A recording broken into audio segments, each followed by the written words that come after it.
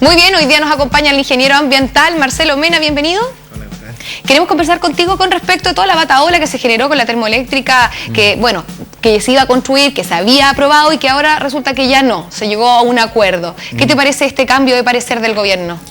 Me parece que está bien, quizás se podrían haber evitado esta vuelta en general porque lo que hacen es desautorizar de alguna forma el proceso que fue, digamos, regular, ¿no es cierto? O sea, no hay nada irregular en lo que se aprobó, simplemente que el sistema por lo general estaba subestimando algunos efectos. Lo más probable es que todo está en orden en cuanto a papeles. Pero cuando tú dices, perdona, subestimando algunos efectos, quiere decir que la Corema la verdad no vio todo lo que tenía que, no fue tan crítico para cuando dio la aprobación. Sí, lo que pasa es que antes el gobierno anterior tenía una visión mucho más crítica y cuando cambiaron todos esos Ceremi se pusieron de acuerdo en general. Yo me acuerdo que me tocó a mí trabajar en el proyecto de Tarinay, que es un proyecto eólico, que digamos debería ser mucho menos contaminante.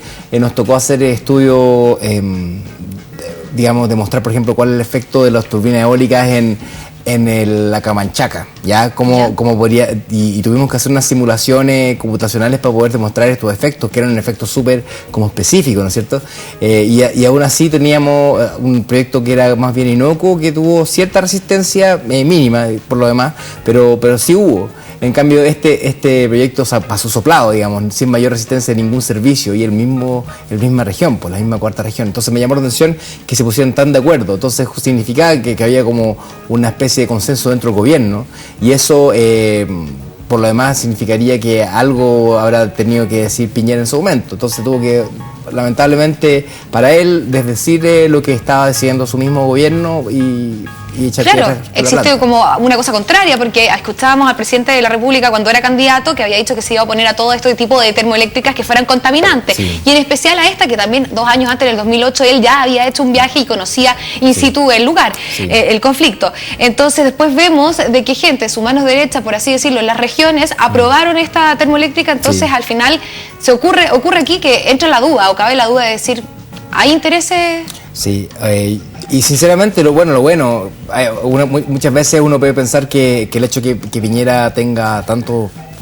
digamos, capital propio puede ser un problemático, pero alguien ayer me preguntaba en Twitter qué pasaría con, o sea, ¿alguna vez algún presidente se ha enfrentado a una transnacional? Y le respondí, alguien que tenga plata con una transnacional. Entonces, él de alguna forma, esa ventaja de justamente que él tiene una persona tan de peso y un empresario al cual no le van a presionar de alguna forma, hace que rompa ese esquema, ¿no es cierto? La concentración por lo general tuvo una visión súper preocupada por lo que dirían los empresarios, y me parece que Piñera de cierta manera no le interesa tanto. En el tema de los mineros no se nota que tuviera mayor preocupación por implementar normativas laborales más exigentes, y así también con el tema de la termoeléctrica, al parecer cuando él quiso intervenir, intervinió Pero también quizás por una presión social. Pero si vemos del lado de los empresarios, como tú estabas tocando el tema, ya vemos que la termoeléctrica de Barrancones, que la tenía la empresa Suez Energy, ya no se va a realizar, porque obviamente esto genera un costo a partir de cero. Entonces es volver a hacer el mismo gasto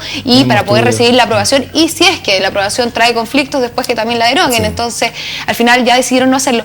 ¿Cómo queda Chile entonces frente a empresas del extranjero que quieran venir a invertir? Sí, yo voy a ser un poco inestable. Argentina hizo cuestiones así con las concesiones de agua potable por lo general, de las cuales tenían unas concesiones que al final se las quitaron, pero no creo que sea el caso. O sea, Chile claramente tiene un Estado de Derecho en el cual se respetan las inversiones en general. Acá no fue Piñera que haya dicho estos no, y nosotros paramos la termoeléctrica porque no se puede, porque yo quiero, sino más bien yo creo que fue un diálogo mucho más fluido y que a algún consenso se habrá llegado.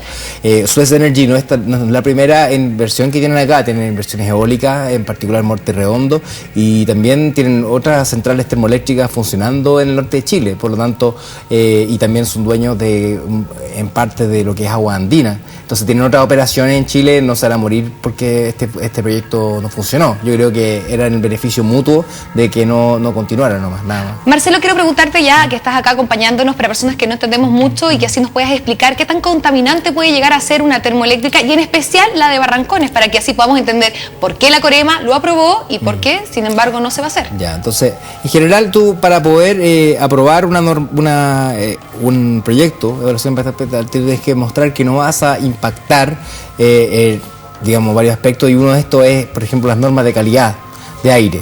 Y, por ejemplo, si hubiera normas de calidad de agua. Entonces, significa, entonces tú tienes que demostrar que lo que tú haces a través de simulaciones puedes ver qué es lo que pasa con antes y después de la termoeléctrica. Y si tú demuestras que después de la termoeléctrica cumple las normas ambientales, entonces no hay problema. El problema es que cuando... Pero normas ambientales, estamos hablando solamente de la calidad del aire, no involucra nada más. Por ejemplo, aire y agua podría ser, si es que hubiera alguna norma de agua específica para el lugar.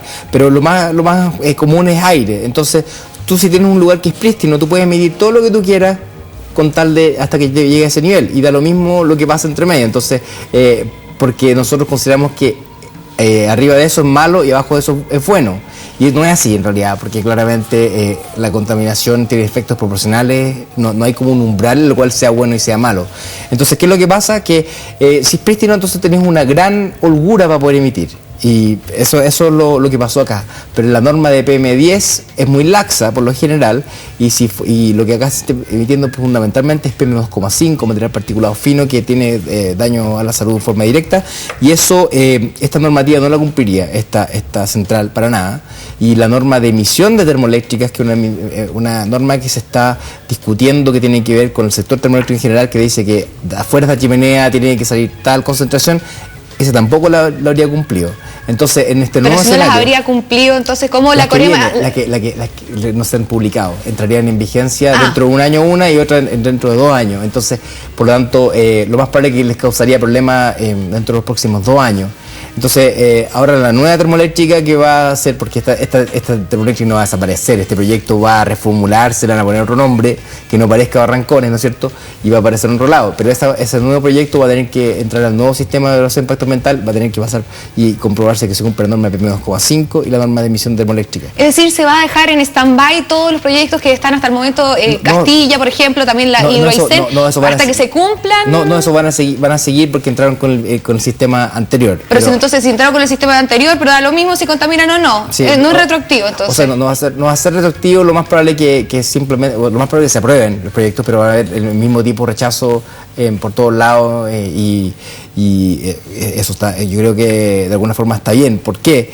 Porque estas termoeléctricas, por lo general de carbón, la razón por la cual funcionan es porque son baratas del costo de operación, y el argumento es que sin estas termoeléctricas de carbón no tenemos energía para el crecimiento del país. Sin embargo, se han hecho inversiones de gas natural licuado en Mejillones, en Quintero, y alrededor de estas centrales, estas terminales de gas natural, hay centrales termoeléctricas a gas que no emiten material particulado, que no emiten azufre, que no consumen tanta agua, que no emiten mercurio.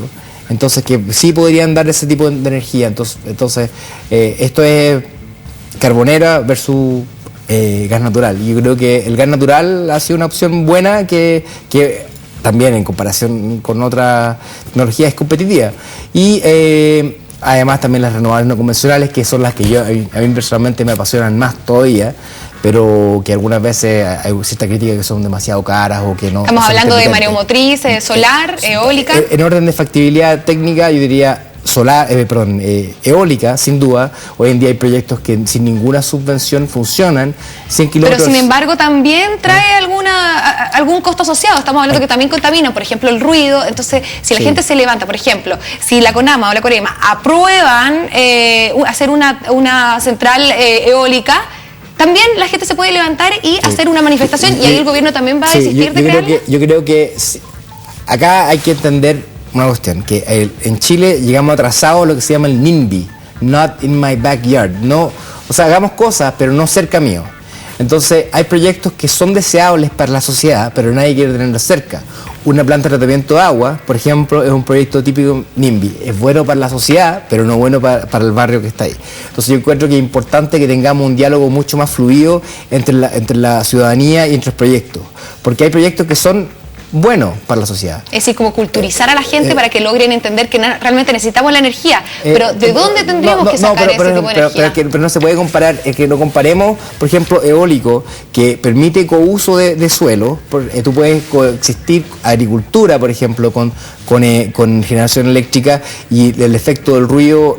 O sea, las termoeléctricas también tienen ruido, ¿cierto? El efecto de la contaminación es mucho más reducido. El tema solar, el impacto visual sería el único que tú podrías anticipar, o el gran área que requiere. La geotérmica, por ejemplo, causó rechazo por un tema no de ecología, sino más bien de patrimonio cultural y patrimonio turístico. Entonces, hay consideraciones que hay que tener, hay que ser más sensibles. Acá nada va a ser fácil. Y no hay ninguna tecnología que no tenga impacto, todo va a generar algún tipo de rechazo. Lo importante es que nosotros, que las empresas ya entendieron esto, y van a tener que tener participaciones ciudadanas mucho más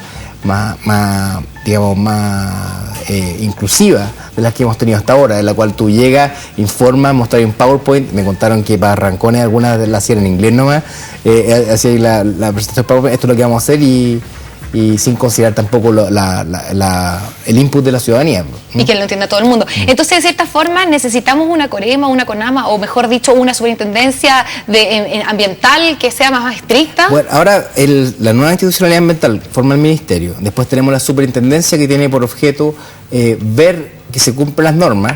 Tenemos un servicio de evaluación ambiental que va a cambiar el servicio de evaluación ambiental Entonces, actual. repostulo mi pregunta. ¿Las normas no son las precisas? Yo creo que faltarían las normas y las metodologías claras para poder determinar cuáles son los efectos negativos de una central como esta. Entonces, eso básicamente. Tenemos las normas de emisión para las termoeléctricas, que es una deuda que tenemos histórica. Llevamos más o menos unos 10 años discutiendo cómo la vamos a normar. Tenemos un anteproyecto sentado, publicado en diciembre del año 2009, que a esta altura debería estar publicado. Ya han pasado muchos meses, y la institucionalidad ambiental y la implementación de esta es una cuestión que causó que la CONAMA y el Ministerio de Medio Ambiente estuvieran ocupados, pero yo creo que a esta altura debería estar publicada esta norma de emisión termoeléctrica, en la cual me tocó participar en la formulación cuando estaba yo en la CONAMA y en el estudio que apoyó esta normativa. Esta normativa no significa energía más cara necesariamente para la gente, pero sí regularla más. Sí, y significa beneficios sociales, porque la cantidad de gente que va a dejar de morir por estar cerca de estas termoeléctricas va a disminuir mucho. Está claramente asociado los altos niveles de contaminación a la mortalidad, enfermedades respiratorias, asma, etcétera. Y esas son las razones por las cuales nosotros normamos. En el Estado de Derecho chileno, nosotros tenemos que demostrar, cuando nosotros normamos algo, que tenemos beneficios sociales más que los costos, y eso lo hacemos. Entonces, al contrario que la gente cree, en realidad los beneficios son mucho más. Estamos hablando de que claro, hay un poco falta de información. Sí. Te queremos agradecer que nos hayas acompañado hoy día. Muchas gracias. Muy bien, estuvimos con el ingeniero ambiental Marcelo Mena, y dejarlos a todos ustedes invitados para otro capítulo el próximo lunes acá en Express Central a las 23 horas. Buenas noches.